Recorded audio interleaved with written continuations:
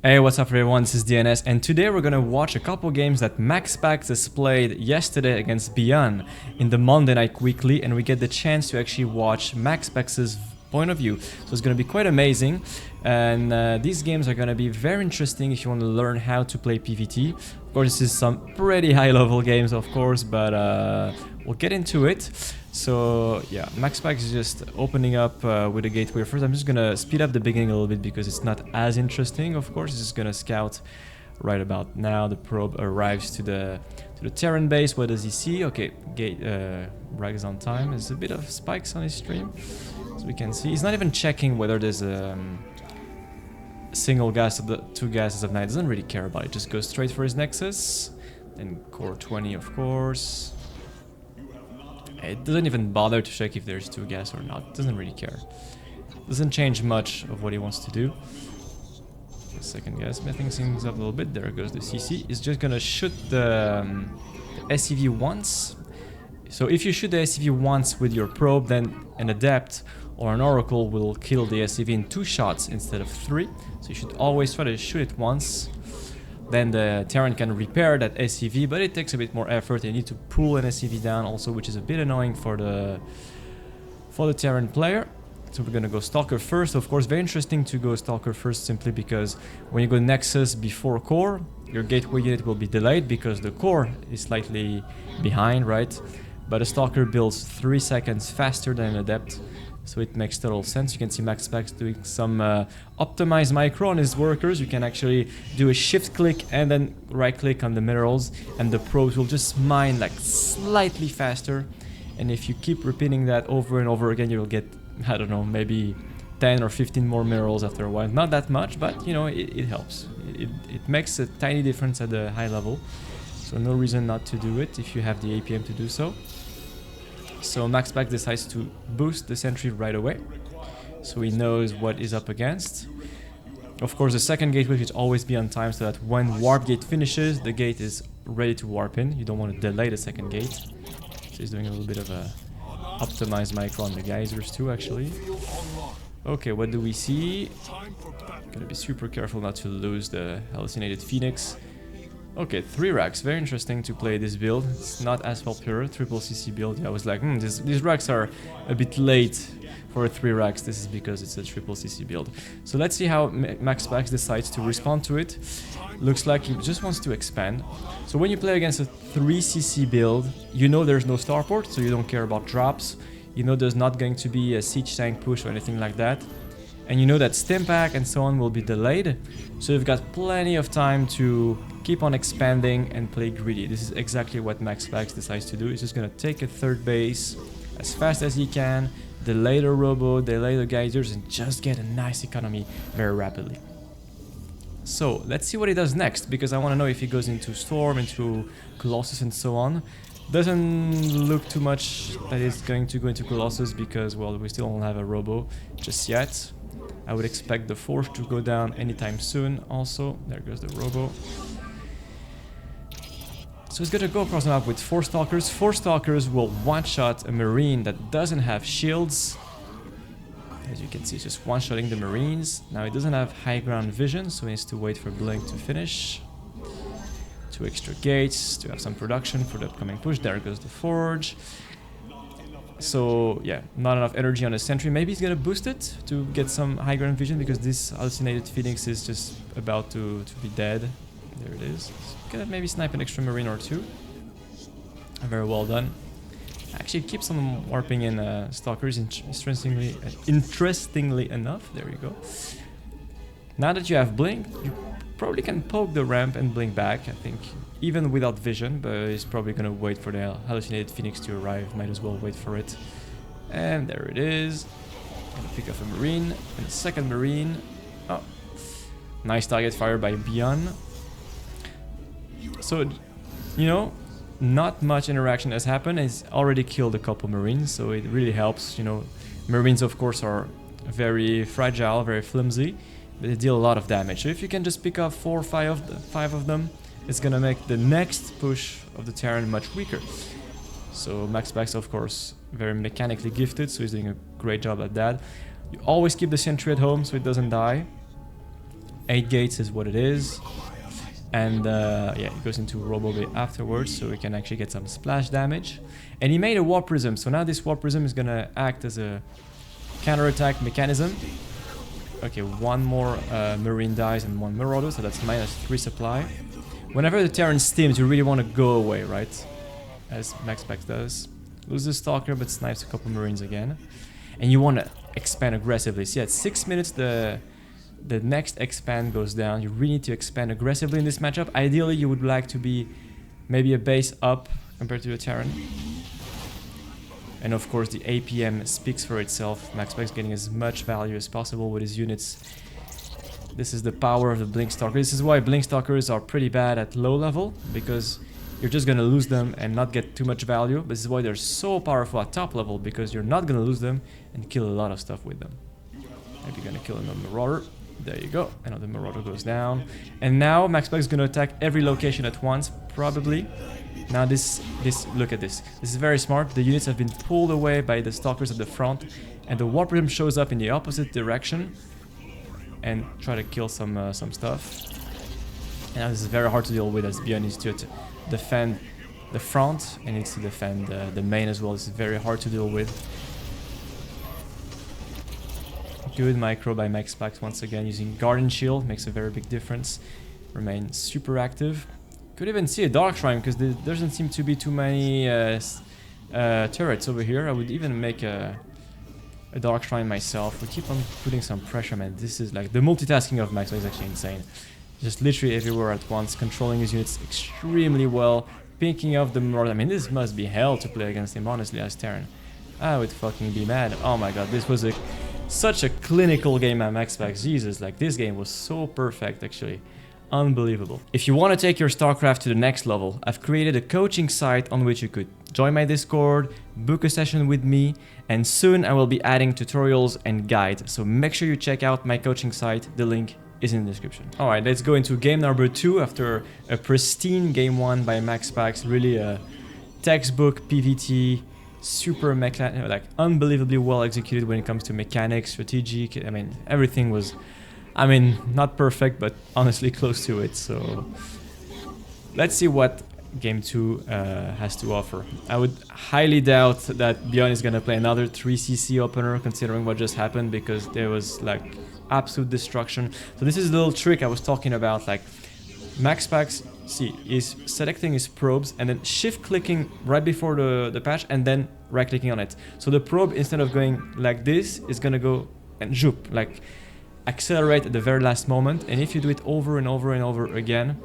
I think Clem had a discussion with him, and he said if you do it consistently throughout the early stages of the game, your command center can be 3 seconds earlier, which makes a difference, because sometimes when you get pressured by adepts, 3 seconds or 2 seconds is exactly what you need to finish the command center before the adept bother you. So it's actually not just a funny trick to look cool. It actually has actual consequences in the game. So once again, Nexus before core.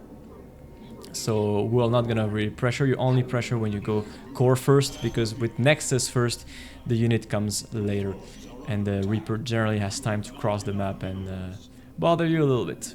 Low ground pylon, so you can make a potential wall against Hellions if you need to. The probe has confirmed the CC and just goes away. You see, like, the probe, like MaxPax's probe on the minimap at 1:50 was already almost halfway through the minimap. The Reaper spawns at 2 minutes, so you don't want to stick around for too long once you've confirmed the command center has been put down. You don't want to donate a probe for free. Like, so many players just stick around too long with their probes and just lose the probe. I mean, you're still losing a worker for free. Like, might as well keep it alive, especially in the early stages of the game. This worker is going to bring more and more minerals to the family, so you don't want to lose it. Okay, goes into second gate, because with Sentry opener like he does, you don't have enough gas to make the Twilight cancel right away. You have a little bit of a mineral surplus, so you just get the gate. Might as well get it. So you chrono boost the natural Nexus to boost your economy. I think he's gonna boost the Sentry again to see what's going on. Yes, he does. Now this Sentry is gonna provide all the information that he needs. And now you make a third Stalker. This is the final unit you make. and then you're gonna see what MaxPax decides to do next. By doing this, you get so much information that you can adjust your build. You know, do I get a Robo? Do I get a Nexus? Well, this Hallucinated Phoenix will provide the information. So what does he see? Okay, probably a Cyclone and perhaps Medevac, right? I would guess. There's a naked starport, so it has to be a Medevac. And yeah, it's either a tank or a Cyclone, most likely a Cyclone. So I wouldn't be surprised yet to see this Nexus goes down, and then MaxPax is going to warp in 2 Stalkers immediately as Warp Gate finishes. So now MaxPax will need to get Stalkers non-stop, because there's probably going to be some kind of pressure, Medevac drop, probably Cyclone drop, something along those lines. Maybe a tank push, maybe in 2-3 minutes from now. So he really needs to make unit. But you see, it delayed his Robo because he doesn't need a Robo that early. It's not gonna get an Observer because you're not playing against Cloaked Banshee, so you don't really care about detection there. Okay, there goes the drop. A bit tricky. Maybe he's gonna bring a probe to trigger this Widow Mine. Oh, actually, he's gonna... I think he wanted to do that, but perhaps misclicked because he pulled the probe. So I think this was his intention, just fucked up slightly. These things happen. I know about that. Okay, this is actually a pretty good early game by Beyond so far. Killed the Stalker and I think 3 probes in the main with the Hellion. So I would not be too happy in MaxPax's shoes right now. I think you have to chrono boost the economy now. Or do you? Let's see what it decides to do. Quite surprised he has not chrono boosted his 3rd Nexus just now. It's actually prioritizing scouting. Okay. Seems fair to me. Seems fair to me. Might be scared about the follow-up also. I still like boosting the economy a little bit, but if he doesn't do it, he probably has a reason not to. So I would not question MaxPax. Is definitely way more skilled than I am. So yeah, I guess he just expects the move out by Beyond, so he just wants to get as many units as possible and not get too greedy. Okay, this is gonna be annoying. Like, we don't have a battery in the mirror line. Target fire by Beyond. Can we get a probe? I don't really know if he got a probe or 2. I don't think he did.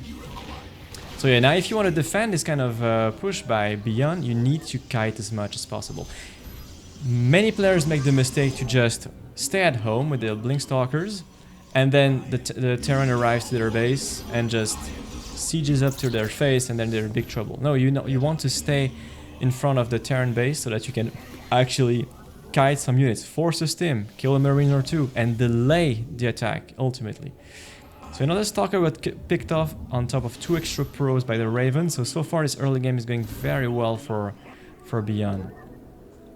And MaxPax could not get his economy as fast as he wanted to. So that was very smart by Beyond. You know, he faked a move out with his Marines and tanks, forcing a reaction by MaxPax, who did not go overboard in terms of economy, and ended up not attacking, which means MaxPax delayed his economy to prepare for a push that actually never came. So pretty smart by Beyond. Nice pull by MaxPax. Gonna probably need a battery in a bit to deal with the Raven. There you go, makes a battery in the mirror line. Easy way to deal with the Raven. So 2 sentries, he boosted both of them to have as much energy as possible. Of course, you want Guardian Shield in the fight. Makes a very, very big deal in this matchup, against Marines especially. And you need Force Fields also, so that you can block their units. Very smart by MaxPax to actually send a small counterattack. He's got an Observer on top of Beyond's base, so he can actually know when it's a good moment or not to send the units.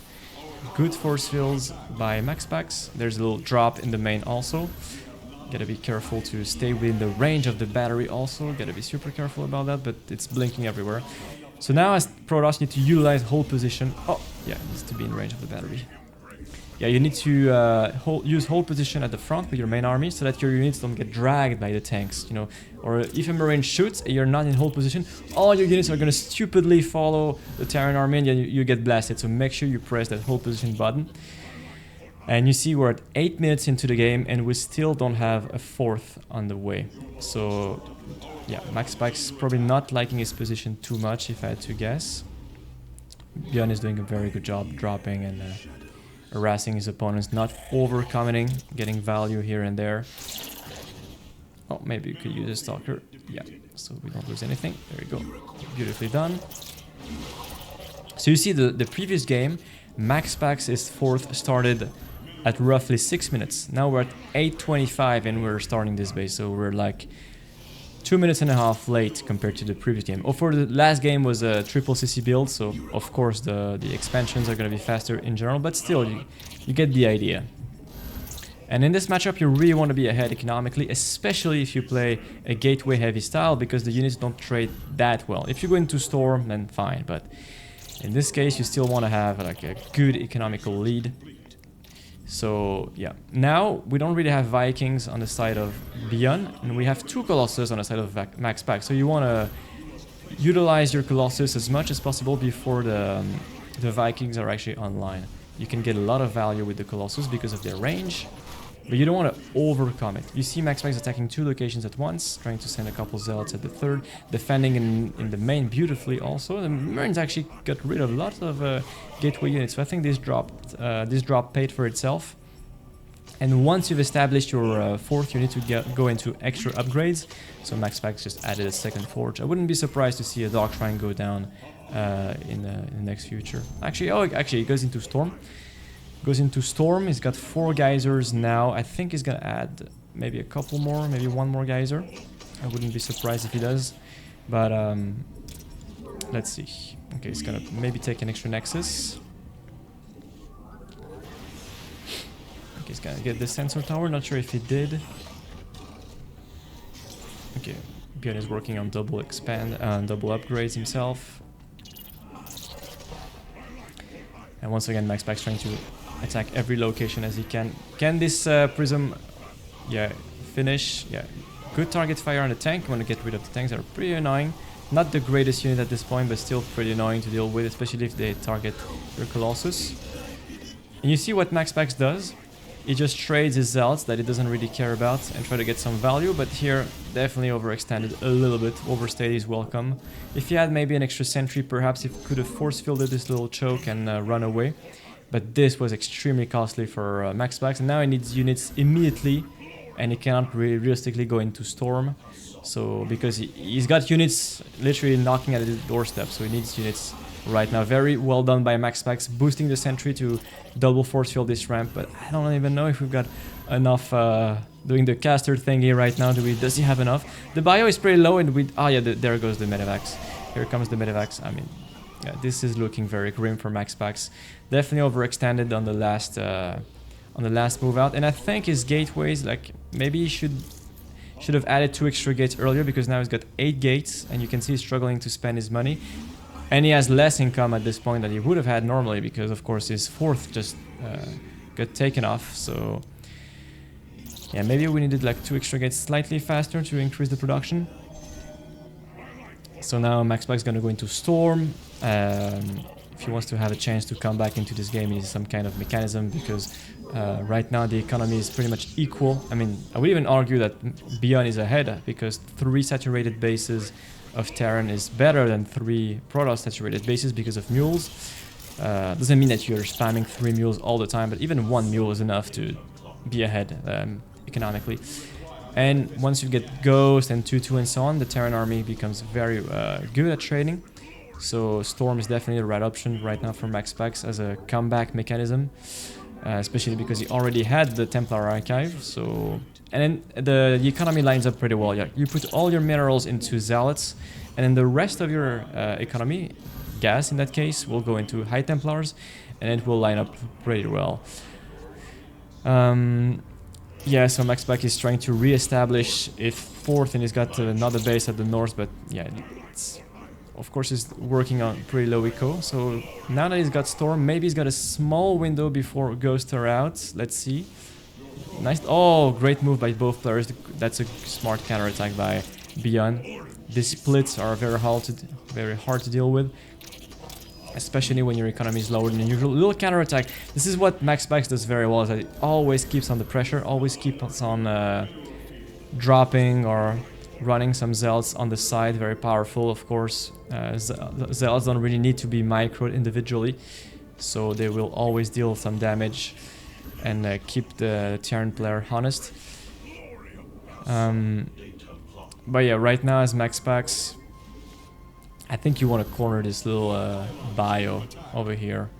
If you can catch it, I think Bjorn is perfectly aware that this is MaxPax's intention, so it's gonna fly away. I don't really know this map actually. This is one of the potential new maps that we will see in the map pool, so I'm not super familiar with them, but it seems like there's a big dead space at the top right left corner. Also, there's a flying factory. I believe, as you can see in the minimap, the little red dot, I think, yeah, it's a flying factory, so it provides a lot of scouting, and you don't really need to make mines or siege tanks at this point. So you can use as Terran your factory as a way to actually scout and spot what's going on, like farms in Warcraft 3, except farms didn't fly. So nice engagement over here. You really want to split the Templars as much as possible as MaxPax. Good Viking control by Bjorn, gonna take out every single Colossus. Make sure you split your Templars, bro. Yeah, he's doing a good job at it. He's gonna storm the Vikings in the high ground. I mean, MaxPax doing his very best with what he's got, but he's just working with a very small army. Like, he's at 150 supply. I wouldn't be surprised if Bjorn had like a 30 supply lead at this point. And once again, we're still working on 3 bases as MaxPax. So even if it looks like we're holding, we're down a base in a matchup where ideally you would like to be up a base. So even if it seems that we're holding, we're definitely not winning, right? There's a big difference between surviving and actually thriving in this game. And of course, as time goes on, Terran opponent has time to make a lot of ghosts, perhaps liberators at some point also. I don't think they should be on the menu just yet, but this Terran army is very scary. Oh, little. Okay, another counterattack by Bjorn. Bjorn tried to move some units forward, try to snipe a Templar, didn't work out perfectly, but yeah, MaxPax is barely above 100 supply against a 4-base Terran. Still unable to actually take another base. This is going to be the last-ditch effort by MaxPax. If that doesn't work, it's gonna be GG, and there's just so many freaking ghosts, man. I don't think this is gonna ever work. Yeah, GG is called. Very well played by Bjorn. Actually, overall, like, it very intelligently played. That was very meticulous by him. And we're gonna go into game number 3. Alright, game number 3 on a very beautiful map. Actually, I don't even know what this map is called, but it's I really like the color of the map, like some kind of purple, lavender color. Yeah, really beautiful. But the fact that a map is beautiful doesn't mean that it's good. So we'll see what goes on. I'm gonna just speed up a little bit the process at the beginning. I want to see if MaxPax goes into yet again a Nexus before core opener. Yeah, it's going to be core first this time around. Yeah, this map looks a bit shorter than usual, so core first is going to be useful for 2 reasons. The first one is because if you go core first, your gateway unit will be faster, which means you can defend the Reaper, of course, but you could also cross the map with Adepts and put on some pressure. We can see MaxPax putting the emphasis on targeting the SCVs a little bit to try to reduce their hit points so that Adepts have a easier time killing the said SCVs. But let's see if this is actually what MaxPax decides to do. So now it's going to be very important to actually see what units decide to make. Is it an Adept or a Stalker? Yeah, it's going to be an Adept. So I wouldn't be surprised if MaxPax crosses the map. And the probe comes back home very rapidly. It's already there. So this map has to be pretty freaking short. So yeah, Adept pressure are definitely going to be quite effective, yeah, if I had to guess. But first you need to deal with the Reaper, of course, because if your Adept crosses the map rapidly, the Reaper is also going to cross the map rapidly. So you gotta be super careful about that. So you see, MaxPax put his Adept on the edge, on the high ground, and use the shade to go across the map. And if the Reaper was to jump up the ramp, just cancel the shade and deal with it. So you go into second Adept, but you need to make a third unit, in this case a Stalker, because the Stalker is going to defend at home in case there's a late Reaper or a Hellion. So you see, I said sometimes all it takes is 2 or 3 seconds to finish the command center. Well, here that's exactly what happened. Like, as the Adept arrived, the CC just finished. So sometimes 3 seconds can make a whole difference, because if the CC doesn't finish, then it doesn't have time to make an orbital, and then one SCV dies, and suddenly it's like it really has big consequences. So now you try to split the target fires, because you take 3 shots to kill a Marine, so you don't want to overdo it and shoot the Marine 4 times, you would waste 1 shot. This is why you split the shots. So right now MaxPax's killed the Hellion, which means he's not going to be bothered by the little flame-throwing machine. And because no bunker is there just yet, he could just pressure with the Stalker. So you could use your Shade to provide high ground vision, and then you use the Stalker to target the Marines. I think this is exactly what MaxPax's is going to do. Yeah, very well executed. And you almost kill a Marine like that. I mean, it takes a lot of effort for little reward, but at this level, these things matter. So we get an extra geyser. How many gates does he have? 3 gates in total, so MaxPax's definitely gonna go for a 3-gate pressure with blink. Not as committed as a 4-gate blink, unless I'm blind and I missed the 4th gateway, but I think he only has 3. The 3rd one should be finishing. You get an extra geyser to support the constant production of 3 Stalkers at a time. And with the remainder money you've got, you will have to add a Nexus. So I don't think Beyond should stick around for too long. Like, yeah, this Mexivac is gonna go down. You target the Cyclone. I think it's gonna pay the price of 3 Stalkers. 3 Stalkers for a Medevac and a Cyclone. I think it's okay. I like killing the Medevac. This is a pretty annoying unit. And now he has the guarantee he's going to kill every single Marine without losing anything. So in the end, it ends up being very worthwhile for MaxPax. I know Beyond is trying to kill the Red Stalker, is trying hard to kill it. But MaxPax wasn't born last night. So now you just need to make probes consistently. I think we're gonna see a forge pretty soon. I would say it's got a bit of money actually. Maybe the 3rd gate was a bit later than usual, perhaps. It's gonna get a battery in case of Banshees or Raven harassment. He actually leaves 1 Stalker at home. The damaged one. The crippled. And we're gonna go blink in the main and see what we can do. So yeah, it's blinking 1 Stalker first to absorb the first shot of the tank, and then he blinks everything else to finish the tank, so that the tank only fires on 1 Stalker and not on the whole bulk of units. So that's very smart by our Danish friend. But yeah, Beyond is well prepared. He's got units in position. There goes the Raven. This is actually why MaxPax kept the Stalker at home and made a battery in his main. But there's no battery in the natural. But this is pretty well handled anyway. Okay. Okay, now he's gonna chrono boost every single... This is what I mentioned last game. I said, oh, why doesn't he chrono boost his economy? Now he's chrono boosting all 3 Nexus to really boost his economy as hard as he can. In games where you can actually kill your opponent, then I'm pretty sure MaxPax would have made more Stalkers, but here he saw that Beyond was well defended, had a bunker in his natural, 2 tanks already in the main, considering he also killed 1 earlier on.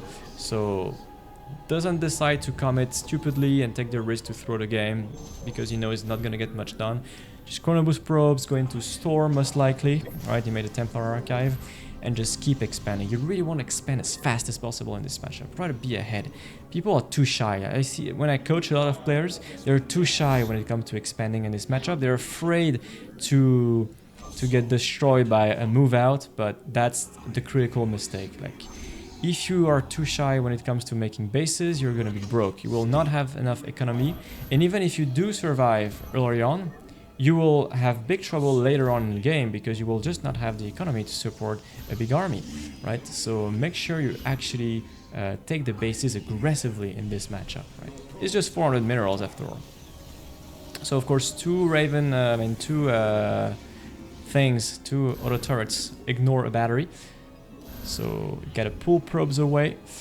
And now we go into Storm. So this Prism is gonna act as a counter attack. You can see he's splitting Stalkers on both sides. You can see on your minimap, he's got whole vision around the Terran base, so that he can see if a drop were to come his way to counter attack. He's got his Stalkers at the front ready to receive the army and try to slow it down and pick off some units. There you go. This is exactly why you have vision on both sides. It's exactly for this kind of situation. Björn has to be extremely careful because the Stalkers are still around. Like, this is a Yeah, that's extremely dangerous by Beyond. He's very lucky that he was missing one StarCraft to actually get the one shot on the medevac. Otherwise, he would have lost the medevac for free. That's a bit gambly by Beyond, but I understand that he wants to make something happen at this point because after all, MaxPax is saturating his force base, and the third orbital command has still not been placed into position.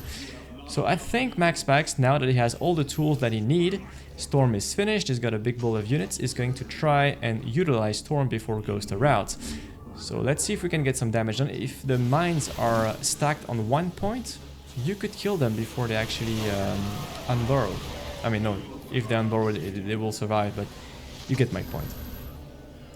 So all the minerals will go into Zealots, the gas will go into High Templars. I'm gonna get rid of the tanks, because the tanks are especially annoying when you play High Templars, because if you target fire High Templars with tanks, of course, you're able to snipe them. Once the tanks are out of the equation, you can move a bit more freely with your spellcasters, right? So always send one High Templar at a time, so they don't get sniped stupidly, especially that now Ghosts are out. So you gotta be extremely careful. Always send a single Templar forward.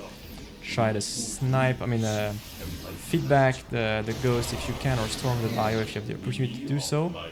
I would love to have some more gateways on the side of MaxPax, because it's flooding a bit of money. There you go. All I had to do was ask for it. But you see, he's already transitioning to this next phase of the game. You know, he's not just staying on High Templars. He knew that Ghosts were going to be on the menu in a very close future, so he's already transitioning into Storm. Gonna feedback the Ghost. Of course, a Terran on the low economy like this doesn't have the luxury to make that many Ghosts. So if you feedback all of them and remake Templar, it's going to be extremely hard for the Terran to actually have enough Ghosts and energy to go with that. And just like that, MaxPax up a base, taking a fifth, still attacking his opponent, and probably on the verge of literally killing Beyond. This movement was excellently executed. So I see a lot of players literally storm and walk in the same direction. Do it like MaxPax did. You storm on the left, then his army is stuck. You move towards the right with your main army, and then the Terran has to walk into the storm, and then you could restorm again. This is how you do it. Man, MaxPax played really freaking well these games. Second game, of course, he lost it, but game 1 and 3 were unbelievably well played. I mean, if this is a concept that you like, I will make more of these, but I really enjoyed it myself because I learned a lot watching MaxPax myself. So just let me know if you liked it, and I'll see you in a bit. Bye-bye.